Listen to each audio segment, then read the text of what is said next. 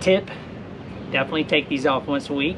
It's a lesson for me, and I'm hoping you don't have to have that same lesson that cost you money. So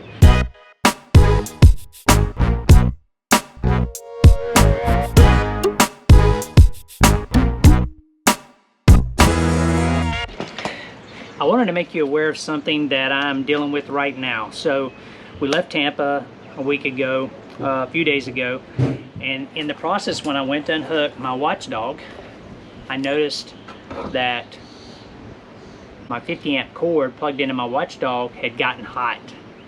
And so I do check these periodically, but I haven't checked it in a while, honestly, like pulled it apart, because we've been sitting there for several months. So when I unplugged it, I noticed that it was burnt here. You can tell it's overheated. And obviously this is very clear. Now we've already cut this off, put a new one on it. So I knew good and well that I would not want to use this again, and I did not want to use this again. So a couple days later, we were boondocking. A couple days later, we got to a place. I have a guy come out and look at it, and he ended up changing this end out for me, which I could have done, but there's bigger issues. I knew I needed somebody a little smarter than me. Well, I started following the line into the transfer switch and noticed that the wires, one of the wires coming from this in here was burnt into the transfer switch. It looked like it got really hot and just kind of basically frayed. So got an expert to come over and look at it, and he tried to just change the wires out, reclip it, resplice it, everything's good. The problem was, where the transfer switch, we were unable to actually get it loose, so we just had to cut the wires. Long story short, can't find that little piece, have to buy the whole transfer switch. We did check with Tiffin. Tiffin was $830. They don't have it, thankfully, because I wouldn't have bought it. And then the other thing is Amazon. So I ended up buying it on Amazon for like $275. I would recommend, if you have to do that, that's the route you go. And then we also looked at trying to find that part that's inside the transfer switch, was unable to do it. So just had to change the whole transfer switch, because I don't know if there's anything else in the electronics of that it's bad, or something might go bad down the road, and just gonna have to pay the labor for it. So on the actual WATCHDOG, what concerned me is it never showed an error code, and I would think it would give me a fault or something, but it did not. So I did contact Hughes. He told me at least once a week, if you're sitting somewhere for a while like we were, take these off, clean them off, and that will pretty much stop what just happened for us. So hopefully this is a lesson that I had to pay for, that you don't have to pay for, and it'll help you. The bonus is I will send this back to Hughes. They're sending me another one right now, warranted if you have something like this. So they're sending me another Power WATCHDOG, which we have been very happy with, and they're going to send me a new one. I'm going to send this one back. So I want to show you, I have a tech here that's swapping out the transfer switch, and kind of show you how that looks. So I got Jonathan here. Oh, Jonathan's hard at it right now. This is the old one. He's way ahead of me here. He has already taken that off, and he is wiring the new transfer switch. Now, what we really needed, which we couldn't find, was one of these in this area. And if we had that, we could replace it. But truthfully, Jonathan and I agreed that just change the whole box and you'll be a lot safer.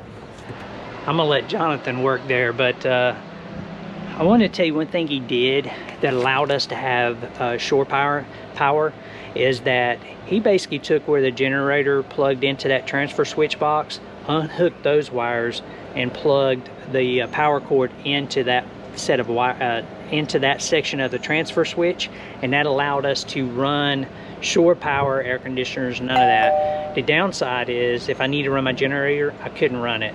But where we're sitting right now, getting work done, I didn't need to run it anyway, and that gave us power, run our ACs and all that kind of stuff, and we obviously couldn't run our generator at night, you know, right here where we're at, so the noise, I didn't want that to be an issue. So he did that. So he's in the process of rewiring all that back right now. Again, I don't know what the labor cost is going to be yet, but the bottom line is you're gonna have to bite it and do it. So I hope this helps, and I will show you the end product. I wanted to show you a closer look at this transfer switch where it got hot.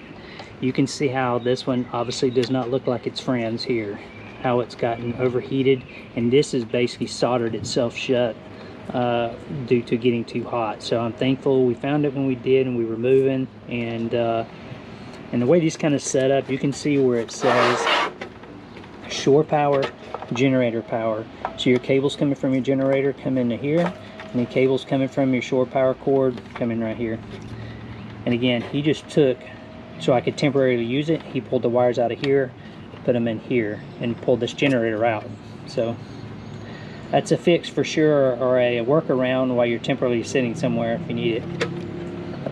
Okay, I wanted to let you see after the transfer switch box, the new one's put in, let you see it before I put everything back in there. What you need to do is look up this model number. We got the exact same brand, model number. We checked everything to make sure it was the same. He wired it back up, no issues. It's actually working good. He checked the voltage with the air conditioners running. We actually checked it, turned the generator back on. So what we did, since I couldn't use my generator, we just popped a breaker on it so it wouldn't accidentally get fired up. And so what happens is you really don't have to unplug the shore power if you're gonna run your generator. So as soon as we turn the generator on, within probably 30 seconds, the transfer switch popped over to the generator, immediately come off shore power. And as soon as we turned the generator back off, it transferred immediately back to shore power. So the box is working as advertised. Man, I tell you what, lesson learned there. Keep those connectors clean, and hopefully that will make sure you don't have any issues. And definitely monitor your plug a little better than I did. You know, I got complacent, and we weren't traveling, and you just living at that point, and you can get complacent. But every week I would go out there and check it from this point forward. So when you're moving and traveling, it's not a big deal, but when you sit stationary a little too long, that's when you have a problem. So anyway, hope that helps. You know, it cost me some money to do it. It was $250 to $80 for the transfer switch, and it took about 2 hours of labor. So depending on who you get and how much you're gonna pay anywhere from $90 to $100, $120 an hour of labor. But it is something I think I could have done myself.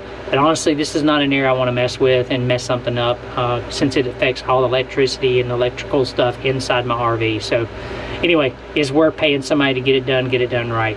Hey, I hope this helps again. Please give me a thumbs up if you like this video. Please hit that subscribe button. We appreciate it. And until next time, hey, seatbelts on.